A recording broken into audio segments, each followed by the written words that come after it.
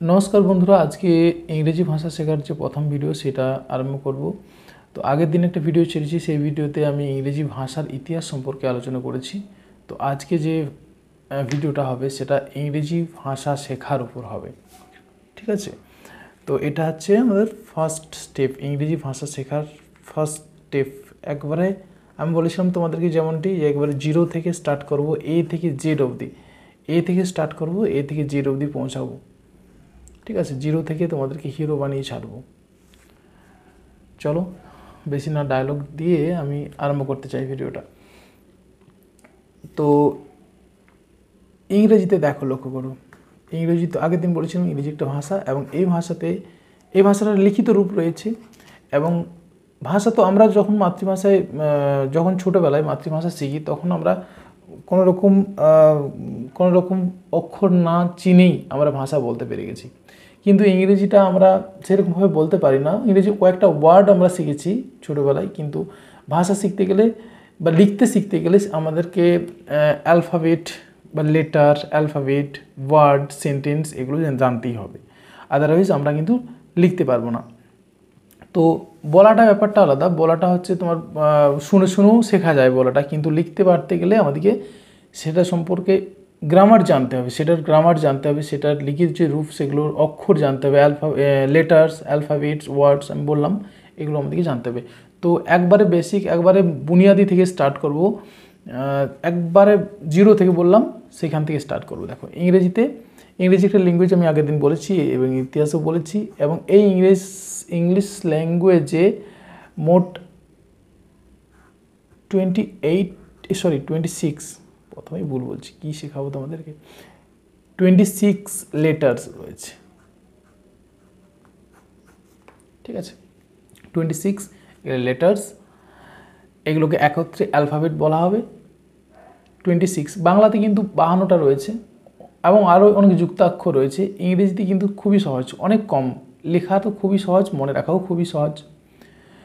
তো এই 26 যে লেটারগুলো রয়েছে, আচ্ছা সেগুলো আমি লিখে দিচ্ছি, দেখুন হয়ে যাবে। A, B, C, D, E, F, G, H, I, J, K, L, M, N, O, P, Q, R, S, T, U, V, W, X, Y, Z. এই 26টি লেটার রয়েছে ইংরেজিতে। এই 26টি জানলেই তোমার ইংরেজিতে সমস্ত লেটারগুলো জানা হয়ে গেল। ওকে, এই 26টির মধ্যে 5টি, যেগুলো আমি গোল দাগ দিচ্ছি, এ, ই, আই, ও, ইউ, এই 5টি হচ্ছে ভাওয়েল, বাংলাতে যাদের স্বরবর্ণ বলা হয়। 5টি ভাওয়েল বা স্বরবর্ণ। বাকি যে 21টি রয়েছে সেগুলি ব্যঞ্জনবর্ণ। আরও একটু মনে রাখা দরকার, এই যেগুলো আন্ডারলাইন করলাম, ওয়াই আর ডাব্লিউ, এগুলো হচ্ছে সেমি ভাওয়েল। সেমি ভাওয়েল মানে অনেক সময় এরাও ভাওয়েলের কাজ করে। ভাওয়েলের কাজ কি? ভাওয়েলের কাজ হচ্ছে প্রত্যেকটা ওয়ার্ডের মধ্যে ভাওয়েল থাকবে, স্বরবর্ণ, এবং স্বরবর্ণ ছাড়া কোনো ওয়ার্ড তৈরি হবে না, ঠিক আছে? এটা হচ্ছে ভাওয়েলের ফাংশন। প্রত্যেকটা ওয়ার্ডের মধ্যে স্বরবর্ণ বা ভাওয়েল থাকবেই, এটা রুল। তো আমরা জানলাম ভাওয়েল, কনসোনেন্ট, সেমি ভাওয়েল, ঠিক আছে?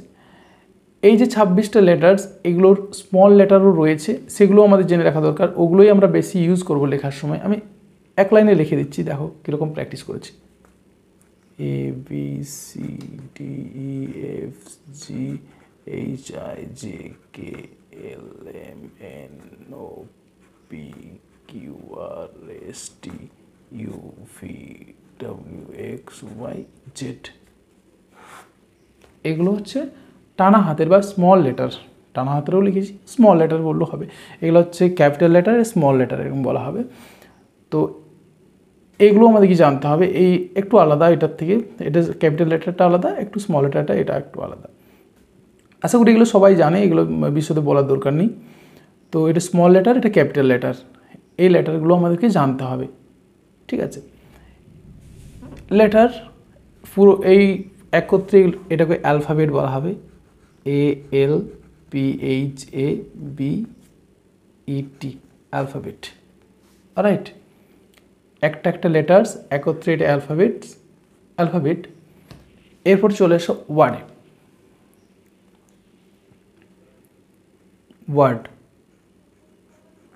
ওয়ার্ড বাংলায় ওয়ার্ড হচ্ছে শব্দ, লেটার্স অক্ষর, এটা হচ্ছে অক্ষর, আর ওয়ার্ড মানে হচ্ছে শব্দ। শব্দ কাকে বলে বা কোনটিকে আমরা শব্দ বলবো? কতগুলো লেটার্স পাশাপাশি বসে যখন একটি সম্পূর্ণ মনের ভাব বা সম্পূর্ণ অর্থ প্রকাশ করবে সেটাই হচ্ছে ওয়ার্ড। কতগুলো লেটার পাশাপাশি বসে, যেমন আমি সি একটা নিলাম, এ নিলাম, টি নিলাম, ক্যাট, বিড়াল, বিড়াল বলতে আমরা বুঝি একটা প্রাণী, তো এটা একটা ওয়ার্ড হয়ে গেল। সিমিলারলি এম নিলাম, এ নিলাম, এন নিলাম, ম্যান মানে মানুষ, আমরা জানি এটা একটা ওয়ার্ড হয়ে গেল। তো এরকমভাবেই ওয়ার্ড বা শব্দ ইংরেজিতে তৈরি হয়। অবশ্যই এই লেটারগুলো থাকবে এবং সেটার একটা অর্থ থাকবে, বোঝা গেল? হ্যাঁ, এরপর চলো সেন্টেন্স।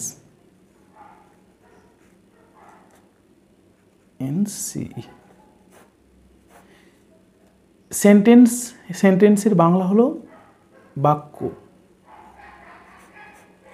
বাক্য কাকে বলে?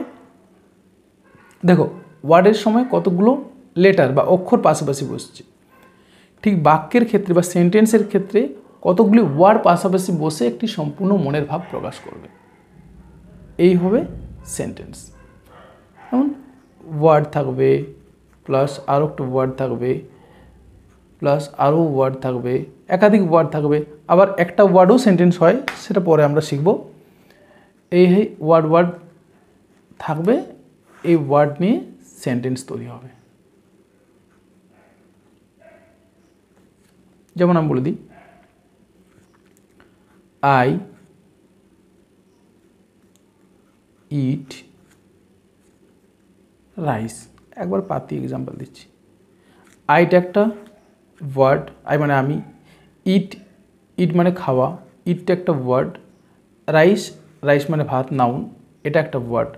তো তিনটা ওয়ার্ড নিয়ে একটা সেন্টেন্স, আমি ভাত খাই, সম্পূর্ণ মনের ভাব প্রকাশ করছে, তাই এটি একটি সেন্টেন্স হয়েছে, বোঝা গেল? এরপর লক্ষ্য করো, আমরা বেসিক জিনিসগুলো আলোচনা করলাম। এরপর দেখো, এরপর আমি যেটা বলতে চাইছি যে আই ইট রাইস, ঠিক আছে, এগুলো তো একটা ওয়ার্ড, এবং এই ওয়ার্ডগুলো কোন ক্যাটাগরিতে পড়ছে, এই ওয়ার্ডগুলো কি ওয়ার্ড, সেগুলো আমরা জানবো পার্ট অফ স্পিচ